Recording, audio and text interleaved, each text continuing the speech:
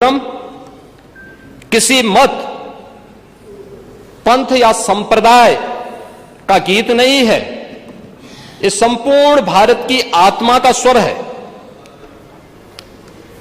उसमें जिस मातृभूमि की वंदना है, जिसकी कृपा से हम सब ने अस्तित्व पाया है,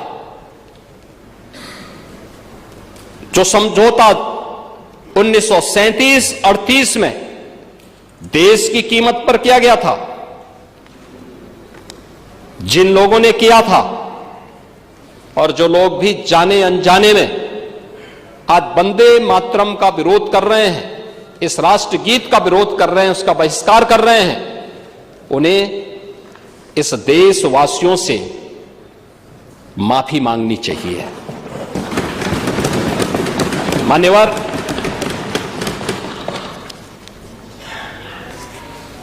वंदे मातरम की जब हम बात करते हैं तो वास्तव में यह हम सब के लिए कैसे अंतःकरण से हर भारतीय को एक नई दिशा देता है। यह भाव हमारी भावनाओं के साथ साथ हमारे कर्तव्यों में भी झलकता हुआ दिखाई देता है। हम लोग इस बात को मानते हैं कि वंदे मातरम का अर्थ केवल मातृभूमि को प्रणाम करना नहीं, बल्कि यह वचन देना है कि हम उसकी रक्षा करेंगे, उसे समृद्ध और गौरवान्वित बनवाएंगे। महोदय, जब कोई किसान अपनी भूमि को उपजाऊ बनाता है, जब सैनिक सीमाओं पे डट करके देश की सीमाओं की रक्षा करता है,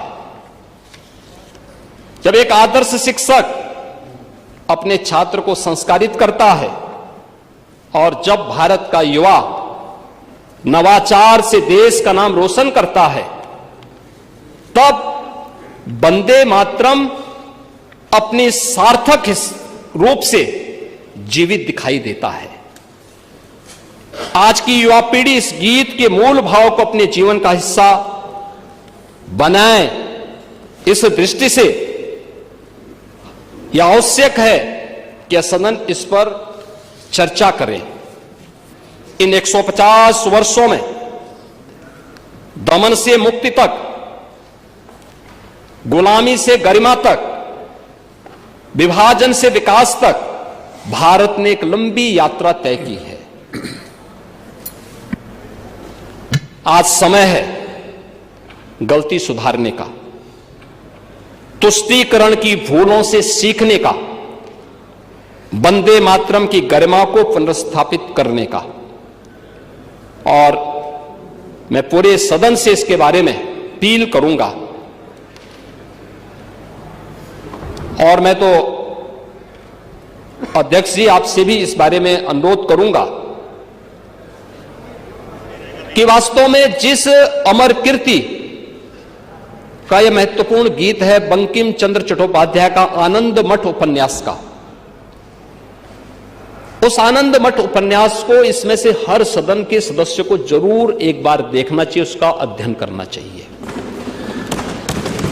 कैसे आनंद मठ उपन्यास के माध्यम से उस समय की बंगाल की त्रासदी के बारे में, अत्याचार के बारे में, शोषण के बारे में, और फिर राष्ट्र भाव को जगाने के एक नए मंत्र के रूप में इस गीत ने भारत के अंदर एक नई चेतना का संचार करने में सफलता प्राप्त की थी। कैसे आनंद मठ का सन्यासी भारत की सुप्त चेतना को अत्याचार के खिलाफ, शोषण के खिलाफ जागरण करने में आगे काम कर रहा है। और आनंद मठ से जुड़ी हुई उपन्यास की प्रतियां सभी माननीय सदस्यों को एक बार प्राप्त हो और वे एक बार देखेंगे तो उनको लगेगा कि वास्तव में यह हर भारतीय का भाव है, जिसे वंदे मातरम के माध्यम से बंकिम चंद्र चट्टोपाध्याय ने अपने इस गीत के माध्यम से इस देश को देने और आने वाली पीढ़ी को एक नई प्रेरणा प्रदान की है।